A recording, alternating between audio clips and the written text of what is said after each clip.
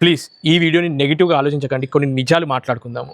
సర్కారీ బాబులు HAL Hindustan aeronautics limited 40 years నుంచి వెళ్ళి ఫైటర్ జెట్ తయారు చేయడానికి వీళ్ళకి ఒక పని అప్పచెప్తే ఇప్పటి వరకు సక్సెస్ఫుల్గా కంప్లీట్ చేయలేదు. తేజస్ మన ఫైటర్ జెట్ దుబాయ్ ఎయిర్ షోకి పార్టిసిపేట్ చేయడానికి వెళ్ళిండు కదా, మన పైలట్ పాపం సరిగ్గా మాన్యూవర్ అవ్వలేదో ఏ రీజనో కానీ అది క్రాష్ అయిపోయింది, అతని ప్రాణాలు కూడా కోల్పోయాడు.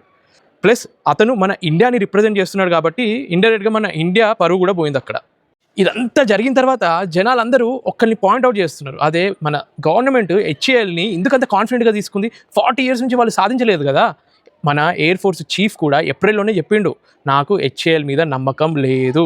ఇండైరెక్ట్గా ఒకటే చెప్పిండు, సర్కారీ నౌకరీ చేసేటోళ్ళ మీద నమ్మకం లేదు అని డైరెక్ట్గా చెప్పిండు. దాని బదులు దాన్ని ప్రైవేటైజేషన్ అయినా చేయండి, HALకి మంచి టాలెంట్ ఉన్న వాళ్ళకైనా ఇవ్వండి. ఎంతసేపు ఈ గవర్నమెంట్ కంపెనీల ద్వారానే అంత అవ్వాలి అని పెట్టుకొని మన పరువుని, మన పైలట్ని, మన సోల్జర్స్ ప్రాణాలు తీయకండి.